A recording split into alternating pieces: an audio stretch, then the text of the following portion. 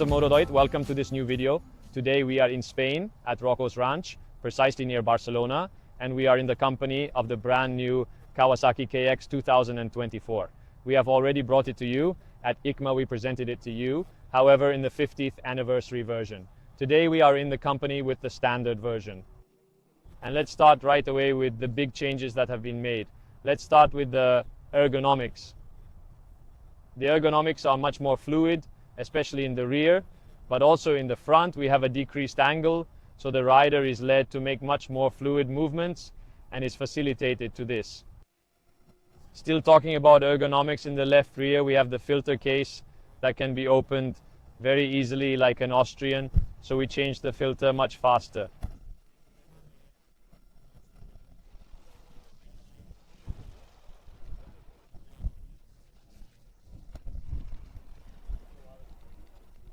Also close it very easy, just a little bit of pressure. Still talking about the filter box, the intake has been changed, which has been aligned with the exhaust. In fact, it has changed by a good 20 degrees. We go from 20 to 40 degrees of inclination.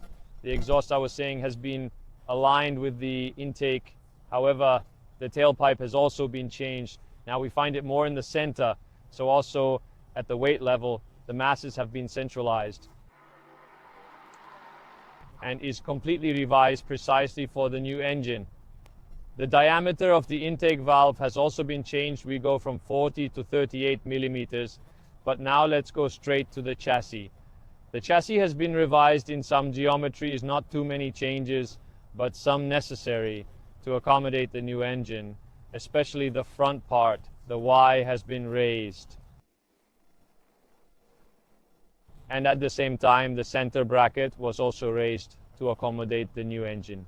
Here we can see the brackets that can be changed in position. We, for today, used it only in this position. However, we were told that if we were to change, the rigidity of the frame and the bike as a result is really different. Still talking about the frame that has been lightened, always in aluminum, with the usual swing arm, always in aluminum. We can change the position of the foot pegs. We have two positions, lower and higher, and also the handlebars can be brought in 4 different positions. So we would have a wide variety of riding positions, so the rider can sew this bike as he wants. Even being tall like me, maybe with long legs like mine, you can lower the foot pegs, which is no small thing. Changes have also been made to the braking system. At the front, we now no longer find a Nissin, but a 270 millimeter Brembo, both master cylinder and caliper. And at the rear, on the other hand, we always find the Nissin pump with the Nissin caliper always. Now let's talk about the suspension. On the front, we find a Showa 49 millimeter fully adjustable fork. The calibrations have been changed, but it's pretty much the same fork that we find in the previous models. Instead, talking about the mono has been completely changed to pick up the new engine and the new intake. It has been brought further back lower and has been shortened. As you can see, the linkage is a little bit lower, and so it will also work differently. The bike fits the new Danlo MX-34, both front and rear.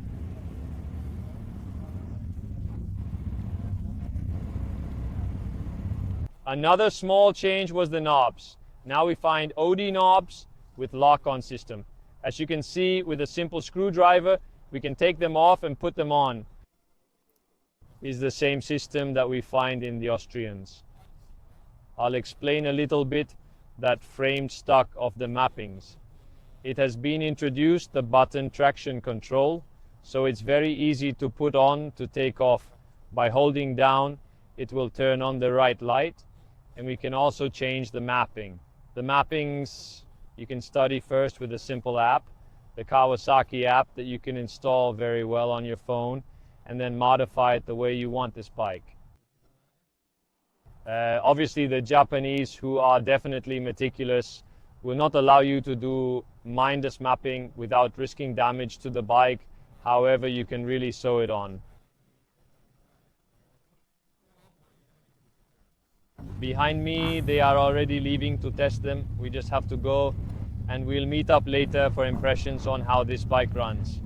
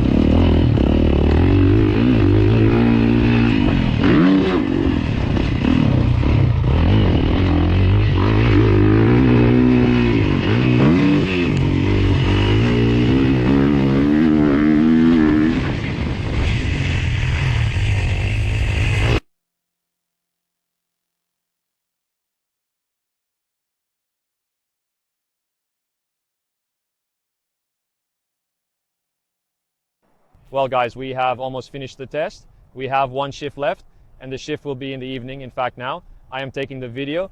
So there's a nice light. The bike controlled itself really well. It is very easy, absolutely the thing that sets it apart. The ergonomics helps so much. The movements I liked, especially on the front. The fact that they decreased the angle of the conveyors is really outstanding. Let's move on to the frame. The chassis has been stiffened a little bit, especially on the front. We feel it a little bit heavier at the beginning. It may be that on the straight it gives you less stability. However, it's a matter of habit, because in the first round I was struggling a little bit, but after that I was able to ride well, and especially in the corners with the ruts, it's better, this stiffness on the front, because you throw it in the ruts much better than before, because it's less sitting behind. I changed the mono setting a little bit, especially. I redid the sag. I lowered it a little bit because I like the bike a little bit more seated, because on the straight I want it a little bit more stable, but still it stays stable even in the deep ruts. Like today, as you can have seen from the onboard video. And so from this side, I liked it. It is a little bit harder than the previous year to get the hang of it, because precisely the stiffness maybe on the straight as well as in braking may not like it. However, it is really a matter of getting used to it, because in the first round I was struggling, but already in the second and third round I was riding really well. In the air it moves well, it doesn't play tricks, and I liked it. Talking about suspension, 49mm Showa suspension in front. I like it.